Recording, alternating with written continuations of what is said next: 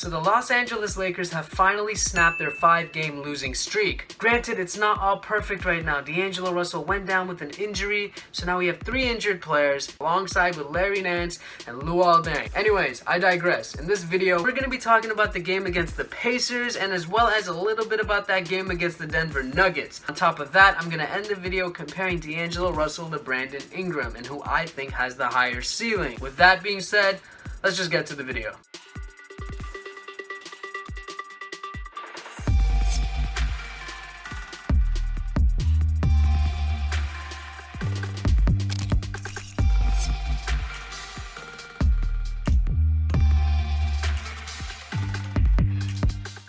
Guys, my biggest concern right now for the Lakers is if DAngelo Russell is injury prone. Is this the reason Luke Walton's giving him minute constrictions? Is this the reason DAngelo Russell is not playing with the passion and aggression a young point guard should be playing with? More specifically, if you've been drafted by the Los Angeles Lakers? I digress.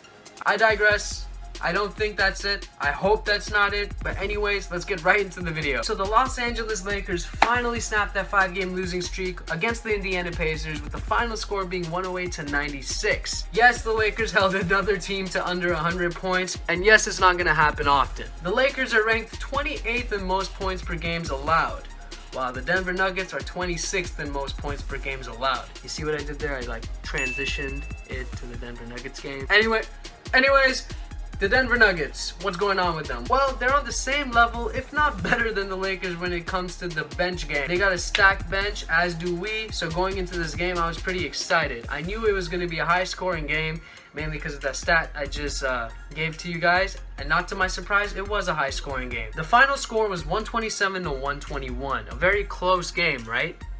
Wrong. No, it was not close. Don't let that score trick you. Throughout the game, the Lakers were trailing. It wasn't until the fourth quarter, Lou Williams, the fourth quarter king god, rose up and brought the game close, but unfortunately, it just was not close enough. Another fun stat that's kind of irrelevant, but actually kind of relevant at the same time, is Lou Will is third when it comes to most points in the fourth quarter, right behind Isaiah Thomas and Russell Westbrook.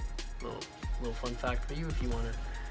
Anyways, the game was bad as the Lakers starting lineup once again came out lethargic as they did against Detroit. And we all know how that Detroit game ended, 102-97. In that game, the Lakers starting lineup was lethargic. I always use the word lethargic. I apologize if it's annoying. They came out lethargic, and if you've been watching our videos, you know I talked about this energy level that the starting lineup lacks in my last video, and Waldo's actually dabbled into it as well. But let me continue the conversation. DAngelo Russell finished the night off with 5 points, 2 rebounds, and 3 assists. Granted, he played 17 minutes, but that's because Luke Walton constricted his minutes that night. DAngelo Russell just wasn't an asset that night. He wasn't playmaking for his teammates. He was taking contested jumpers, and he just wasn't playing with that, how do I say it? And he just was not showing hustle that night. Julius Randle was also pulled out of the game. He finished with 7.7 rebounds, 7 assists. I'm not going to go in on him too much because Julius Randle has been consistent as of late, and he will have some off nights. So let's get back to DAngelo Russell.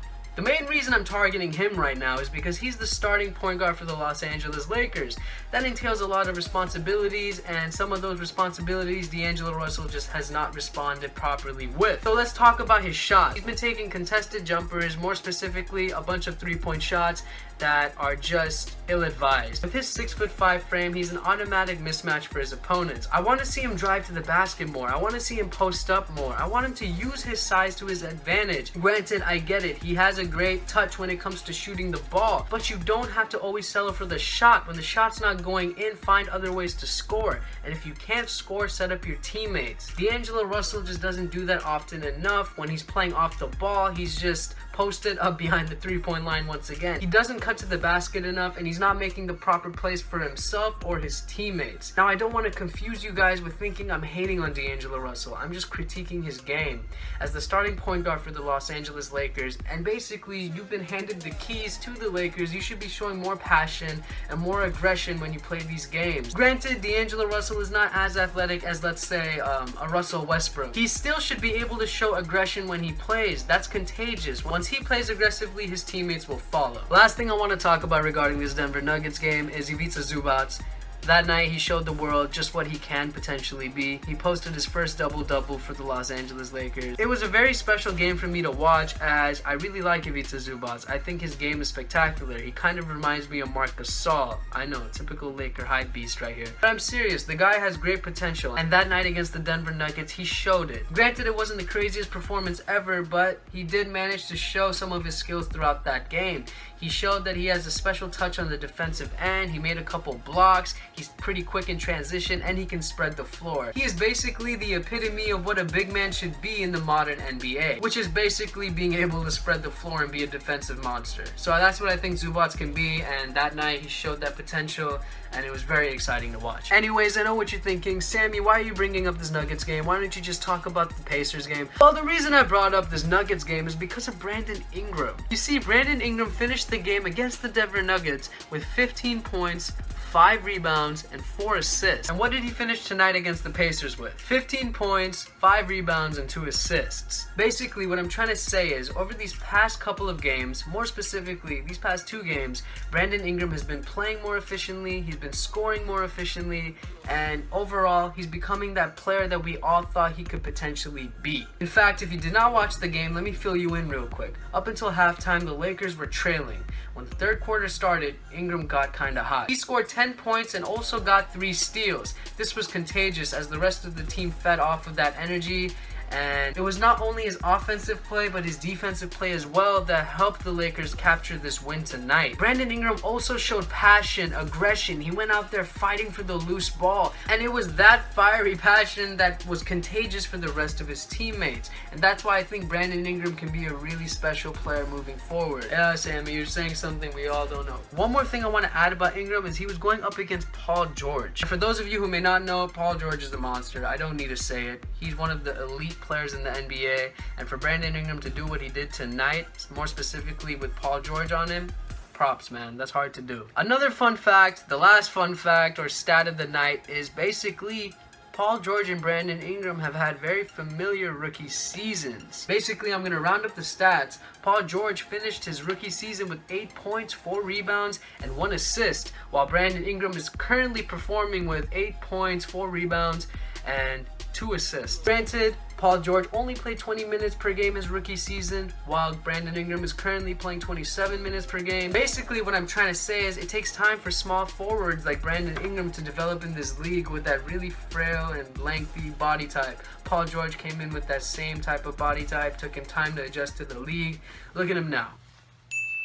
Anyways, guys, if you want to hear more about Brandon Ingram's rookie year and how that compares to other NBA players' rookie years, I suggest you watch our video titled, Is Brandon Ingram a Bust? It delves into that. I digress. Let's get back to this Pacers game. The main reason the Lakers won tonight is because of not only Brandon Ingram's third quarter performance, as that was very contagious, but they were moving the ball, they were playing defensively, and they had great hustle. And on top of that, they were rebounding as well. So when you put all those things into a factor, obviously you're going to end up with the W. However, moving forward, even if we play like this, we can't win as many games without DAngelo Russell. We'll need him back. I don't need to explain why DAngelo Russell is important to this team. Quite obvious.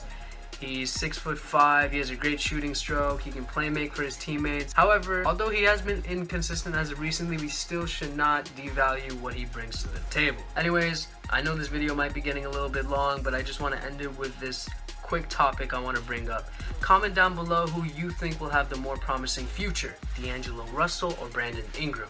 If you want to ask me who I think will, I will have to go with Brandon Ingram. I think Ingram has shown that he's such a versatile player and he can affect the game in so many different ways, and a player like that is just invaluable and you do not see it often. Players like DAngelo Russell are rare as well. However, DAngelo Russell has not been living up to that rare potential that I'm talking about. He hasn't shown that aggression. He's been kind of lackluster. Now, I'm not here to say DAngelo Russell does not have potential. DAngelo Russell does have potential. However, when in comparison to Ingram, DAngelo Russell just can't affect the game the way Ingram does. Especially if DAngelo Russell is going to play the way he does on the defensive end, not really giving an effort.